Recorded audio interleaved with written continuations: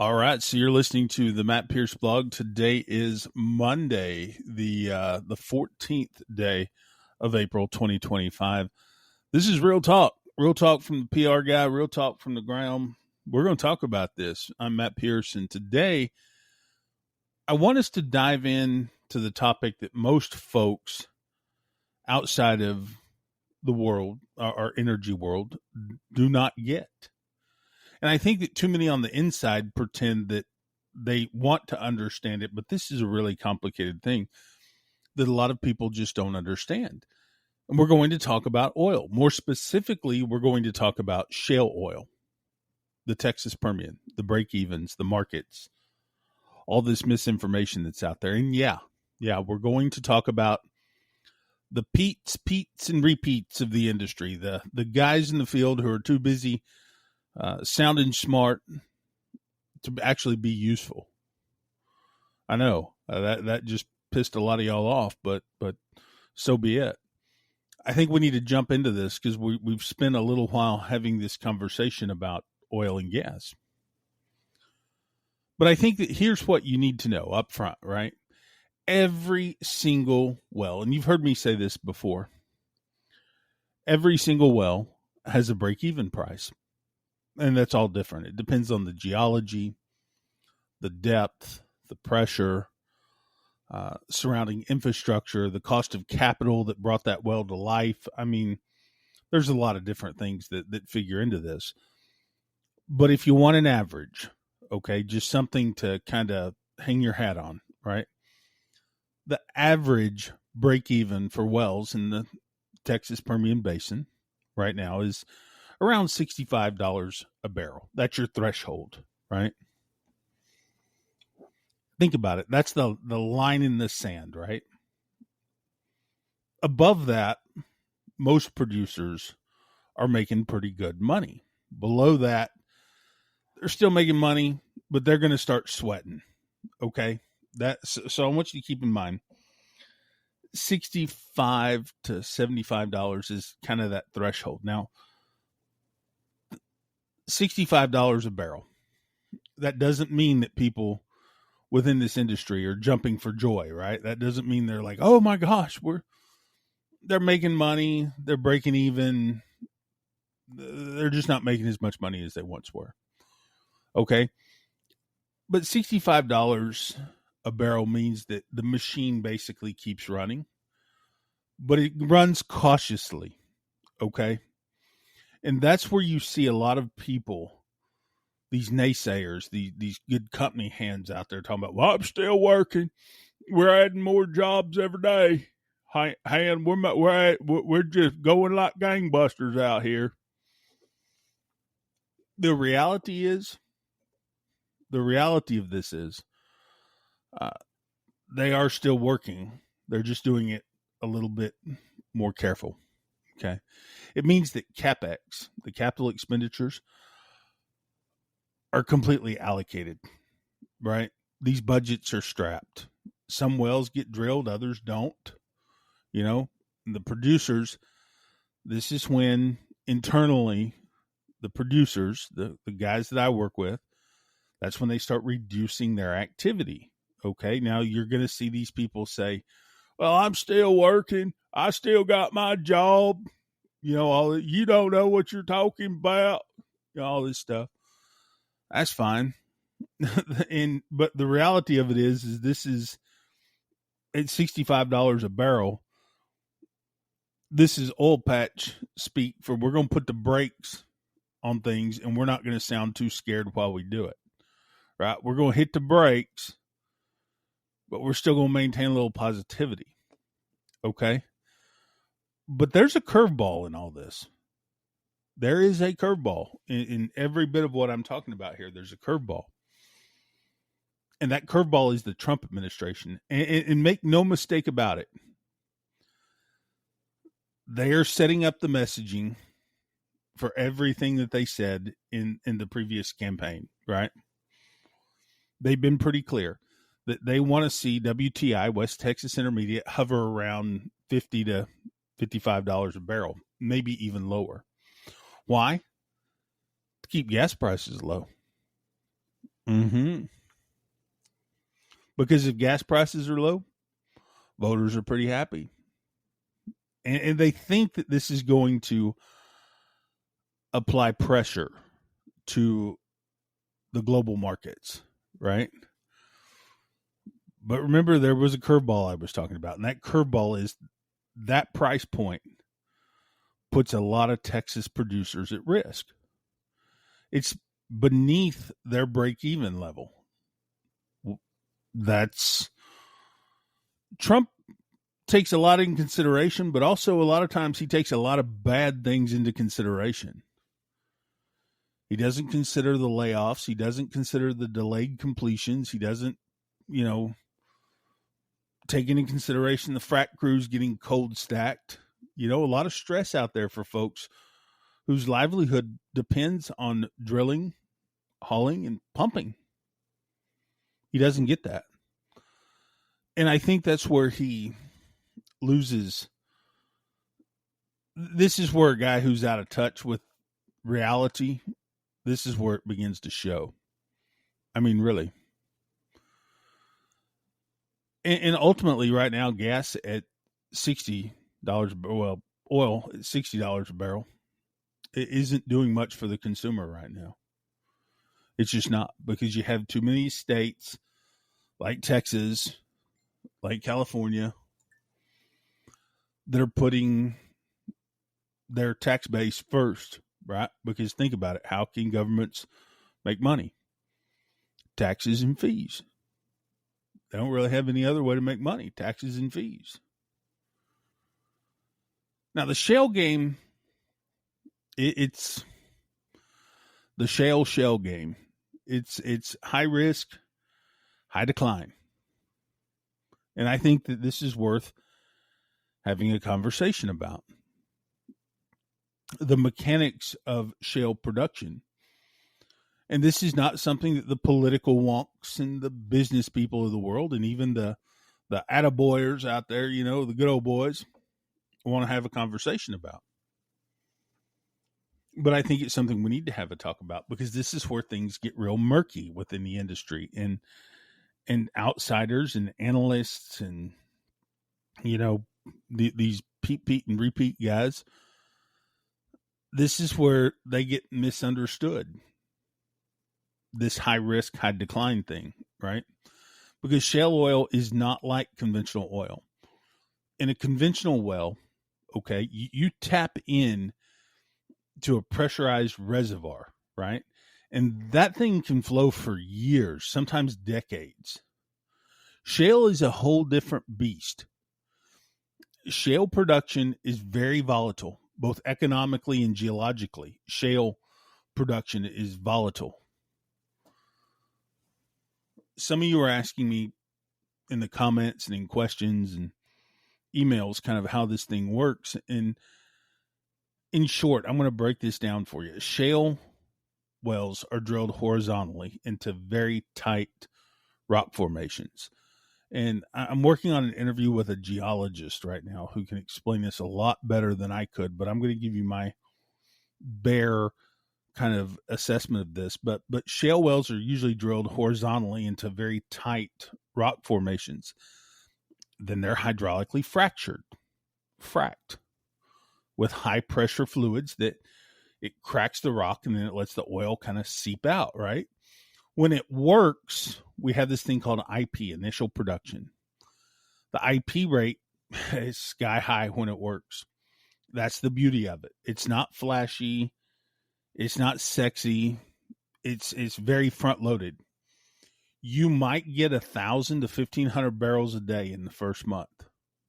But then that's when the dark side of shale comes into play at, right?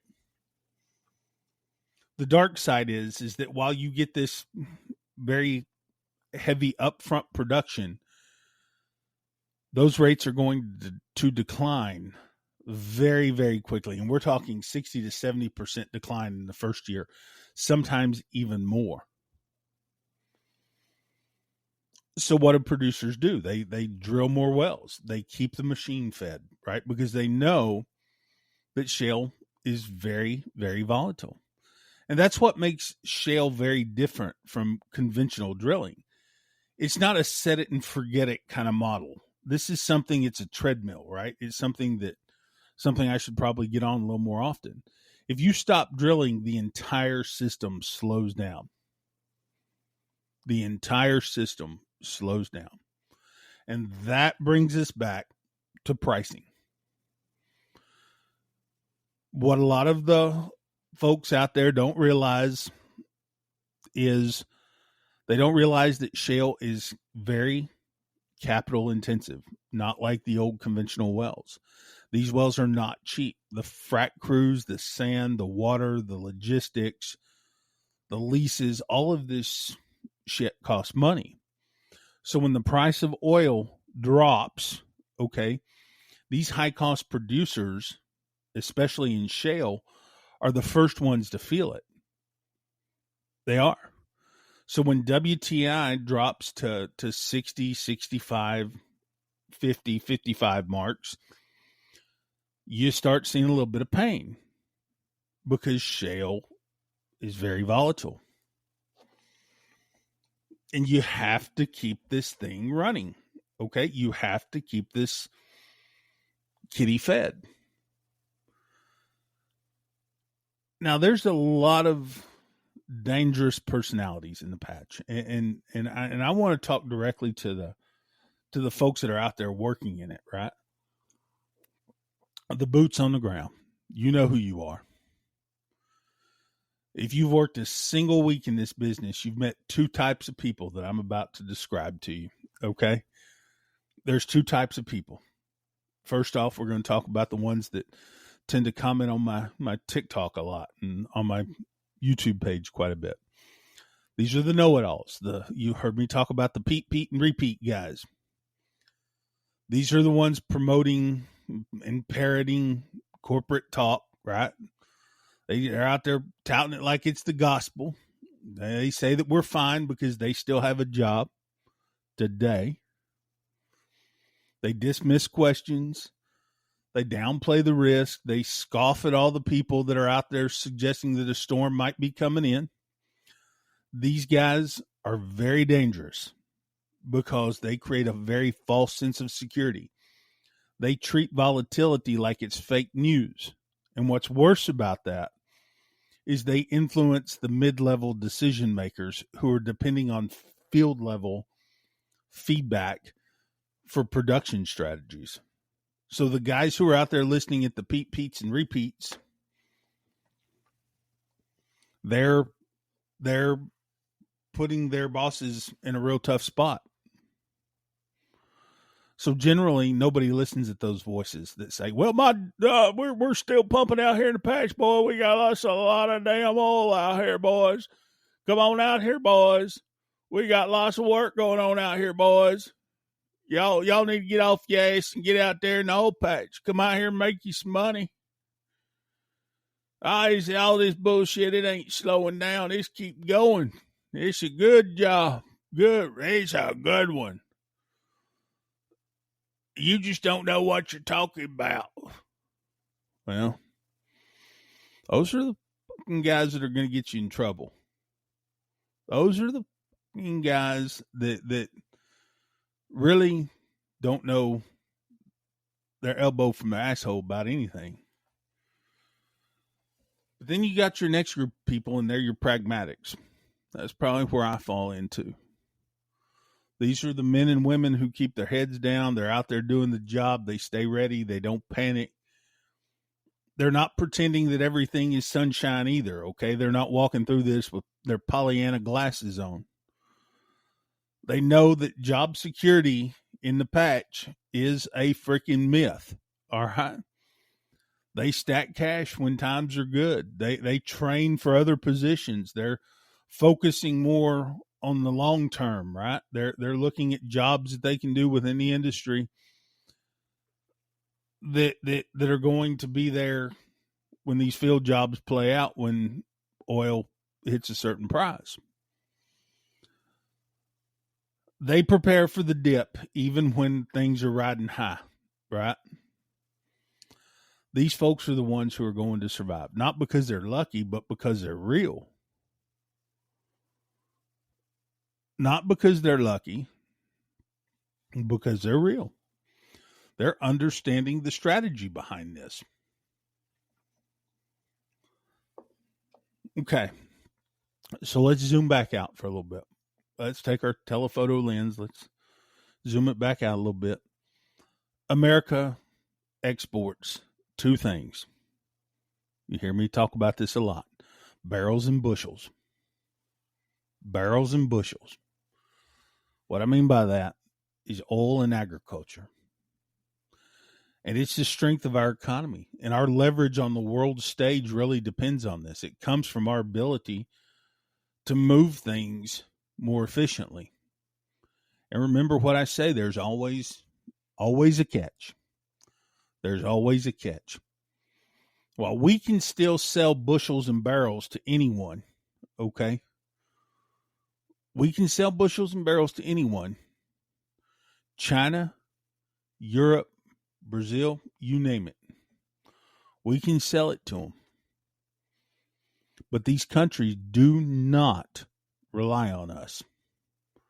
They do not rely on us the same way that we rely on them for manufactured goods and rare earth minerals. You didn't think of that, did you? Let's just say, for instance, you're an environmentalist and you're into this green energy thing and you want to build turbines. You need more rare earth elements. You want to make semiconductors? Same thing. You want modern things in America? You're still going to need components from China. You're still going to need parts that you get from them. And guess what? China does not have to buy from us. I know. That's a shocker to some of you people. That's a real shocker to some of you people. But China does not have to buy from us. They have BRICS, Brazil, Russia, India, China, South Africa. And there's more of those countries joining the club. They've got BRICS. And they're not afraid to throw them. I mean, China does not depend on us as much as we want to think that China depends on us. They've got OPEC.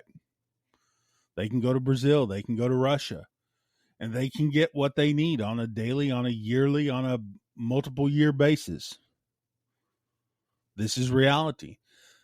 That's why I'm telling you, Trump's bring it back home plan. Bring it back home to the USA. That's why this is more complicated than it sounds. I mean, really. I mean, he talks about it like we can just flip a switch, bring the factories back, the rare earth processing, all that good stuff, the supply chains. We can just snap our fingers and within a week, we're back up and running. American ingenuity. Here's a hard, cold fact. American ingenuity is quite lazy. Yeah. You're not going to be able to create a very complex industrial ecosystem overnight. That's a fantasy. That's a big fantasy. So this whole thing is really, it's a house of cards, right? This whole thing, bring it back home to America. Bring it back home to America. Bring it back home. Bring it back home. It's a joke. And I'm telling you, that's why that this rare earth deal involving Russia and Ukraine matters so damn much to Trump, because even just one component in the supply chain breaks down, the whole system crumbles. It's like trying to build a truck without a fuel injector. You've got to get everything. You've got to get everything in place or it just doesn't work. It's not going to run. So what now? A lot of people are talking about what now. Here's where I think we're at. At $65 a barrel. That's the magic number, but just barely. $65 to $75 a barrel. That's the magic number, but just barely, especially if you're playing the shale game, which most of these buffoons are. and rightfully so. But below that, Texas producers, especially in the Permian, are going to start pulling back. They're going to start pulling back. And I think, as I alluded to earlier, shale is fast, it's flashy, but it's also very, very, very fragile. And I want you to keep your mind on some price volatility. And I want you to keep your mind on decline rates that make this whole thing such a balancing act. I want you to be mindful of the dangerous personalities that are bad for business. Pragmatism is going to win in this case. And I think you also should keep in mind that on a global level, America's strength depends more on other things than just pumping oil. It depends on logistics, it depends on rare earth minerals, and it depends on public relations and diplomacy. I'm not going to sit here and say that we're in an all-out crisis, but we are in a very fragile balance. We are. And to everyone out there making a living in the oil field, we're going to have to stay sharp. We're going to have to stay grounded. We're going to have to stay real. We're going to have to stay focused on this. The people who survive this are the people in the industry who understand the risk and we manage it, not just the ones pretending that it doesn't exist. Okay, contracts and permits and all this stuff that the Railroad Commission hands out like it's flipping candy. You know, like docs used to hand out scripts. These people are just policy wonks, right? They're just policy wonks. That's what they are. They're low level bullshit policy wonks. And they contribute to this volatility, believe it or not. So I think we're going to have to sit back, relax, take our time, see where things go, and just ride this thing out. Because when you take it with a pragmatic approach, everything tends to work out just fine. All right. So thanks for listening to the Matt Pierce Blog Podcast. I am Matt Pierce myself. Do me a favor. Hit that like, follow, subscribe button. Share this episode with someone in the patch or somebody you know. And remember, it's not just about oil. It's not just about oil. It's about what the oil teaches us about ourselves. And it's about how we evolve from it. And it's what we can learn from this. So until next time, we'll see you on the flip side. Take care of yourself.